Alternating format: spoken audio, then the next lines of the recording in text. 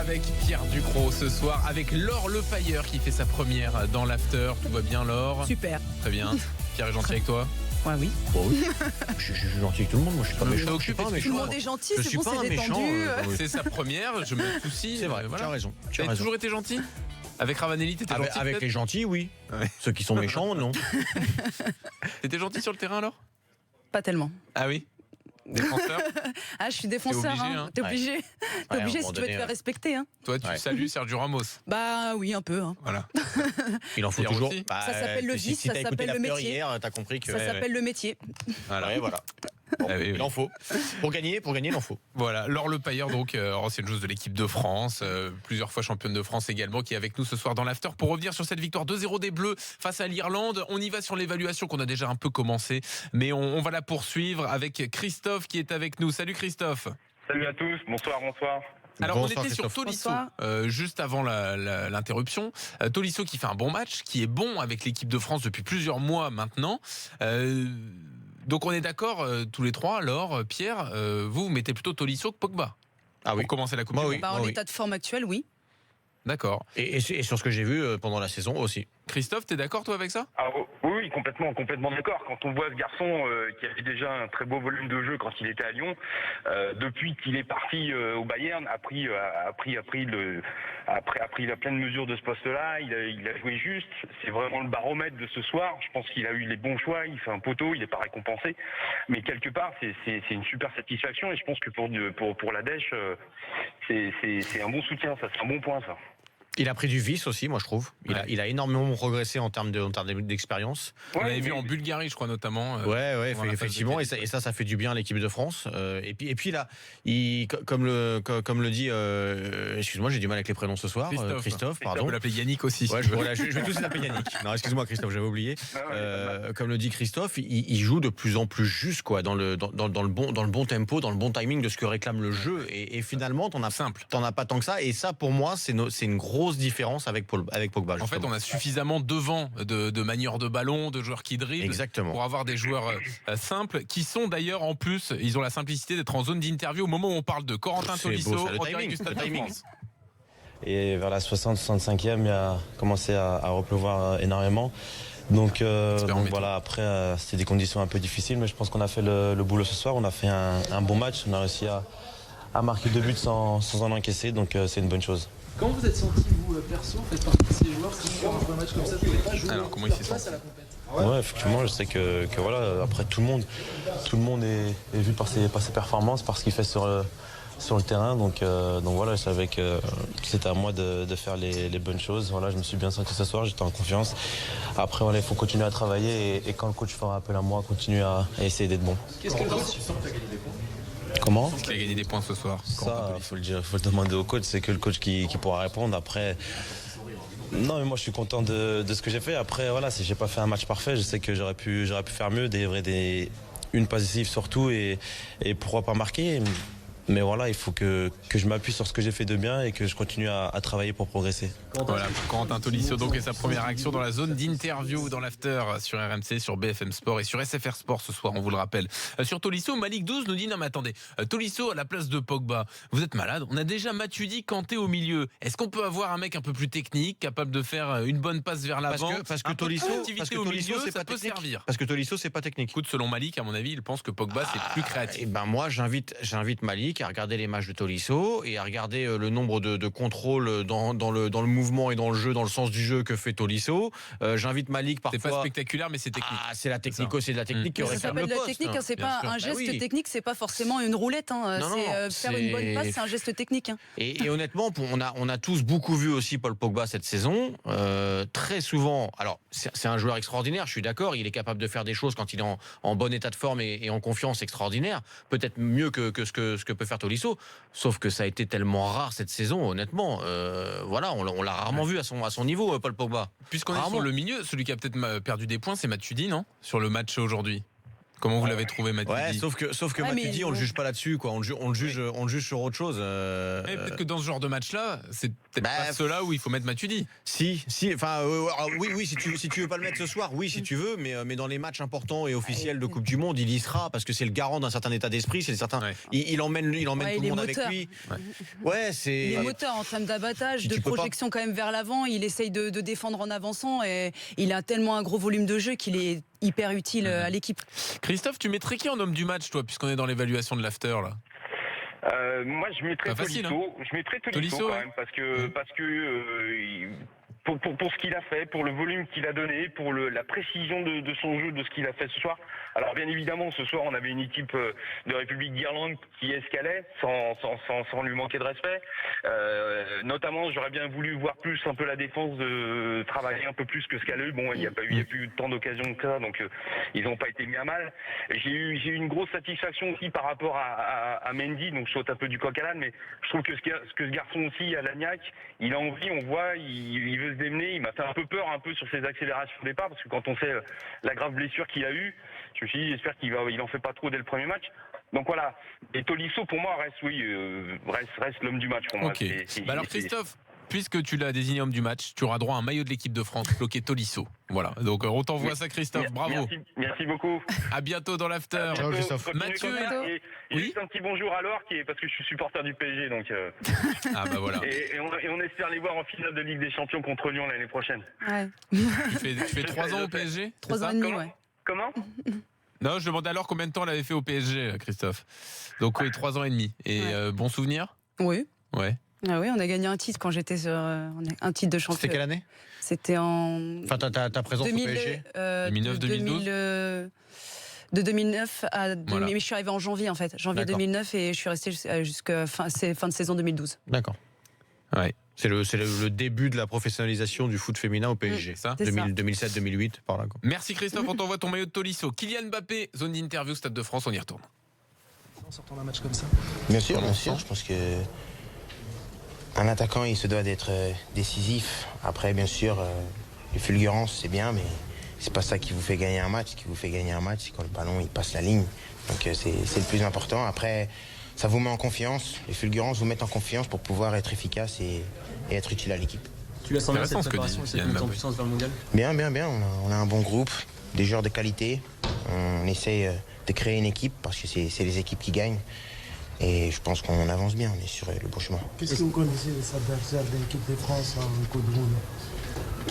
L'Australie, le Danemark, le Pérou. Qu'est-ce que vous... La question c'est Ah, est-ce que je vous connais connaissez les certains adversaires? joueurs. Voilà. Après, on aura le temps de se mettre dedans. Je pense qu'aujourd'hui, c'est la préparation. On a un match contre l'Italie, une grande nation du football. Donc on va rentrer tranquillement dans cette Coupe du Monde. Est-ce que toi, tu as réussi à avoir ton ami Adrien Rabiot pour connaître un petit peu son état d'esprit et sa Mbappé position? sur Rabiot. Non, non, non, non. C'est un grand garçon. Je pense que s'il a pris cette décision, c'est qu'il a réfléchi. Et je suis personne pour lui donner des leçons. Et je suis encore plus jeune que lui, donc pas m'écouter. Qu'est-ce que tu retiens de la victoire d'un point de vue? Voilà, Kylian Mbappé donc dans la zone d'interview. C'est bien, c'est encourageant. Bon discours d'Mbappé quand même. Oui, il est Il est marrant. fort quand même. Il est Hein. marrant. Il dit que c'est l'équipe qui gagne les grandes compétitions. Le plus important c'est quand le ballon franchit la ligne. C'est pas les fulgurances. Ouais, je Ouais, pense ça qu'aussi il fait un peu l'analyse de ça son le match parce qu'il sait qu'il a tenté beaucoup de choses et qu'il n'a pas été décisif à son goût. En tout cas, lui, à mon avis, il juge sa prestation en demi-teinte. Hein. Ah ouais. Et je pense qu'il n'est pas il est pas content de lui, de sa prestation, et c'est pour ça qu'il a ce discours après le match. Je suis persuadé qu'il a cette occasion où, sur la déviation de Giroud, il doit aller tout seul au bout parce qu'il va plus vite que tout le monde Oui, et où oui. il s'arrête. Et où Il lui met- il l'a en tête parce qu'il se dit que s'il va au bout vraiment et qu'il fait juste la petite frappe croisée du gauche simple mais qui va au fond, bah, il a un but au compteur ce soir et qu'il s'en veut un petit peu de ne pas avoir fait ça. On poursuit notre Mais c'est bien, évaluation. il est lucide. Ah, il est très lucide. Ouais. Ouais. Avec Mathieu qui nous rejoint au 32-16 dans l'after. Salut Mathieu. Salut les amis. Bonsoir Mathieu. Bonsoir. Alors, est-ce qu'il y a une Bonsoir. individualité qu'on n'a pas encore citée, que tu voudrais mettre en avant? Moi, Djibril Sidibé. C'est ton homme du match, lui? Je vais dire que c'est mon homme du match parce que c'était un joueur que je ne pensais pas retrouver à ce niveau-là dans un match de l'équipe de France. Je suis supporter de l'AS Monaco, donc je le suis de très très près. Et pour moi, le latéral droit, c'était pas une certitude. Là, ce soir, il m'a apporté satisfaction. Il déborde énormément. Il est très fort au niveau de l'impact, au niveau de reprise des balles et tout ça. Enfin, moi, je l'ai trouvé vraiment bon ce soir. Il est percutant, tout ça. et Corentin Tolisso, les deux. Pour moi, ce soir, c'est deux joueurs, on ne sait pas trop s'ils vont jouer, etc. Pour moi, Deschamps, il a déjà son latéral droit et son milieu de terrain, quoi. Ouais, il faut les mettre pour toi, ok. Bon, Mathieu, clairement. pareil pour toi, on t'envoie le maillot de l'équipe de France. Donc, Moi, j'attends juste, je suis d'accord avec Mathieu, sauf que j'attends un petit peu, effectivement, comme Laure l'a dit tout à l'heure, de voir défensivement dans un vrai match plein où il va falloir faire les efforts contre efforts, il va y avoir du répondant en face offensivement aussi pour juger, mais c'est vrai que je suis assez d'accord. Offensivement, il a été juste et bon. Il y a deux individualités dont je voudrais qu'on parle, dont on n'a pas parlé encore. Nzonzi devant la défense. Qu'est-ce que vous en avez pensé ? Si, moi je t'en ai dit quelques mots tout à l'heure. Moi je l'ai toujours trouvé, je l'ai trouvé très efficace, très juste dans son rôle. Ouais. Pour lui, c'est un petit peu vrai aussi ce qu'on dit pour les latéraux, c'est que défensivement, il a jamais eu besoin d'être. Mais offensivement, est-ce qu'on n'attend pas un peu plus de prise de risque ? Moi, voilà. Par contre, offensivement, c'est-à-dire que c'est vrai qu'il n'avait pas grand-chose à faire, mais par contre, j'aimerais bien voir ses statistiques parce que je pense qu'il a quand même perdu peu de ballons dans l'utilisation quand il a récupéré. À chaque fois, ça passe. Elle était souvent réussie. Maintenant, c'est vrai que dans ce genre de match, peut-être que, étant donné qu'il n'y avait pas du tout d'attaquant irlandais dangereux et que derrière la défense avait rien à faire quasiment, peut-être qu'on l'aurait attendu un peu plus offensif. À un moment donné, j'aurais aimé qu'il prenne un peu plus de responsabilité et qu'il se projette un peu peu offensivement. Ou dans les passes, peut-être. Moi, non. Des passes plus verticales. Pas forcément. Honnêtement, là-dessus, je l'ai trouvé très bien dans son rôle et je suis pas sûr. Alors je vois ce que Laure veut dire de venir un peu de derrière parfois dans un second temps sur certaines actions, mais je l'ai trouvé justement plutôt assez pertinent, parfois dans des passes entre les deux, notamment cette action d'Mbappé. Il y en a eu 3-4 autres. Je suis pas sûr que d'avoir rajouté quelqu'un dans ce bloc très bas déjà. Enfin, il y avait déjà Fekir, Mbappé, Giroud. Il y avait souvent Tolisso qui venait. Il y avait Matuidi qui venait aussi. Ou alors il aurait fallu qu'un Matuidi reste un petit peu pour qu'il puisse y aller, mais ça a jamais été le cas. Il est toujours resté dans ce rôle de sentinelle. Alors c'est lui qui a tourné tous les ballons de gauche à droite, de droite à gauche. Je trouve que ça, il l'a très bien fait. Bon, pour un premier match comme ça, je l'ai trouvé dans son rôle, quoi. Et Giroud, auteur donc du premier but. Giroud qui marque donc son 31e but en bleu, qui égale Zidane, qui dépasse Papin et Fontaine, je crois, en équipe de France, qui a marqué sur ses 10 dernières titularisations en bleu, il me semble. Non, mais il a des stats en bleu de manière qui sont faramineuses. Il n'empêche quand même que pendant 25 minutes, il touche pas un ballon. Giroud, ou quasiment. On fait le même constat après chaque match de l'équipe de France en fait. Alors après on n'aime pas le style de Giroud, mais force est de constater qu'on a le même constat après chaque match, mais qu'après chaque match souvent il a marqué un but et que c'est souvent ces buts qui débloquent un peu les situations. Ça le rend incontournable. Ouais, alors moi, c'est comme dit Pierre, c'est on aime ou on n'aime pas. Je suis pas fan de ce genre de joueur, mais les stats sont en sa faveur. Et avec l'équipe de France, il a toujours été décisif. Donc oui, effectivement, dans le dispositif de Didier Deschamps, ça devient un joueur pour le moment indispensable parce que c'est lui qui marque les buts. Actuellement. Je ne sais pas si l'équipe de France marque autrement si jamais Giroud aujourd'hui marque pas, mais il y en a pas un autre en équipe de France qui peut marquer le but que Giroud là marque. Il monte sur les Irlandais sur un corner. Enfin, il y a que lui qui peut le faire ça. Alors après, avec Dessy, tout est différent. Si Giroud joue pas et qu'il ne marque pas, il y en a un autre qui est là et qui marque peut-être différemment. Mais toujours est-il qu'à chaque fin de match, on a le même constat. Giroud, c'est pas très joli. On n'aime pas trop. Il a pas touché beaucoup de ballons. Ah, mais Giroud, il a marqué un but. Tiens. Non, c'est vrai. Moi, je trouve juste quand même que parfois, je me demande si l'équipe est faite pour profiter des qualités de Giroud. Pendant 25 minutes, il touche pas un ballon et il n'y a pas de centre. Il y a les mauvais corners de Fekir parce qu'il en a tiré très mal en les levant beaucoup trop en début de match. Il n'y a pas de centre dans le jeu. T'as pas tort. Je me dis à quoi ça sert d'avoir Giroud, c'est pour ça. Et puis après il marque quand même de la tête. Mais bon, voilà, je me dis il y a tellement de dribbles, de percussions, tu vois, il n'y a pas de centreur. Ça doit être le travail des latéraux. Après, je me dis en même temps, maintenant que Didier Deschamps est parti dans cette optique, ça devient hyper compliqué de peut-être changer le front de l'attaque maintenant, cette période. Et il aurait peut-être fallu faire d'autres tests auparavant. Là, on est dans une phase de préparation. On n'a que 3 matchs avant le début de la compétition. Ça paraît compliqué d'inventer de changer les automatismes. On veut justement apporter encore plus de stabilité, de certitude, plutôt que de. Normalement, c'est centre. Bon, Mendy, on a mis quelques-uns quand même, mais Mendy, Sidibé doivent être capables d'apporter ses centres. Après, dans une optique, on voit déjà quand Griezmann y rentre, il y a un peu plus d'automatisme déjà entre ces deux joueurs. Il y avait aussi la difficulté sur ce début de match, c'est qu'on avait quand même sur le front de l'attaque des joueurs qui avaient quasiment jamais joué ensemble. Donc c'est tout de suite compliqué de créer des automatismes dès le début du match. Ouais, alors que voilà. Même s'ils ont été plutôt, oui, c'était plutôt pas mal. Dans les relations, c'était plutôt pas mal, ouais. Mais effectivement, c'est pas des joueurs qui sont habitués à jouer ensemble. Vous avez vu que Pogba, lors de son entrée, il n'y a plus de coupe de cheveux excentrique. Là, c'est des simples, sobres. Tu vois, j'ai même pas fait attention à ça. Il a peut-être lu le sélectionneur du Danemark. Par contre, moi, j'ai remarqué un truc, il n'avait pas une espèce d'attelle au genou. Au genou, non? Il n'y avait pas un genou. Ouais, j'avais l'impression. Alors j'ai vu un genou avec une. Et j'ai l'impression que c'était lui. Vous avez vu un genou? J'ai vu un genou effectivement, pas une attelle, une genouillère. Oui, une genouillère. Voilà, merci. Je cherchais parce que l'attelle, c'est vrai que ça fait beaucoup pour jouer, mais. Je me dis. une genouillère, ouais. Mais on va enquêter. C'était pas Umtiti plutôt qui avait ça? Non, il avait pas un truc comme ça, Umtiti au genou? Je sais pas, mais j'ai cru que c'était Pogba quand il est rentré. Mais j'en ai vu une aussi. J'ai vu une genouillère aussi. On est sur un plan, j'ai vu et je sais pas trop. Alors, on a l'inspecteur Rességuier au Stade de France, on va le missionner, il va enquêter et on saura qui était cette genouillère. La ça devrait aller normalement. Mais on va se mettre sur le coup. Est-ce qu'il y a un entrant que vous voulez mettre en avant? Est-ce qu'il y a un joueur dont on n'a pas parlé encore qui mérite d'être mentionné dans cet after? On n'a pas parlé de Mandanda en même temps. Il n'a rien eu à faire. Oui, il n'a rien eu à faire, tu peux rien dire. Voilà. Un entrant, tu veux dire un homme qui est rentré pendant le match ou... Oui. Non. Pas tellement. Ouais, non, franchement. On n'a pas parlé du gardien de l'Irlande et de son. Déjà, c'était le 4e gardien. Déjà, c'était un repêché chez Repêché. On n'a pas parlé non plus des progrès de l'Irlande depuis l'Euro parce que il y a quand même France-Irlande à l'Euro, on vous le rappelle. Oui.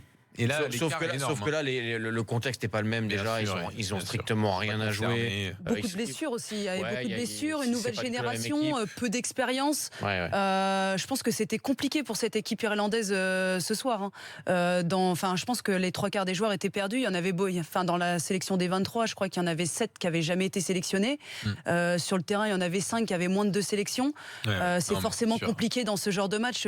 Quand on sait qu'on joue contre l'équipe de France, forcément, on a un petit peu un complexe d'infériorité, je pense. Oui. On en saura plus après le match face à l'Italie, sans doute, vendredi à Nice. Ça risque d'être un peu plus compliqué, normalement. Voilà, on en reparle dans un instant de l'Italie qui s'est imposée 2-1 face à l'Arabie Saoudite. On fait le point sur les autres rencontres du soir et sur les infos Coupe du Monde dans l'after, évidemment. Si vous voulez revenir sur l'équipe de France, l'after, c'est votre émission. 32-16, hashtag RMC Live, page Facebook de l'after, Direct Studio. Vous avez plein de moyens de discuter avec nous. On est là jusqu'à minuit, à tout de suite.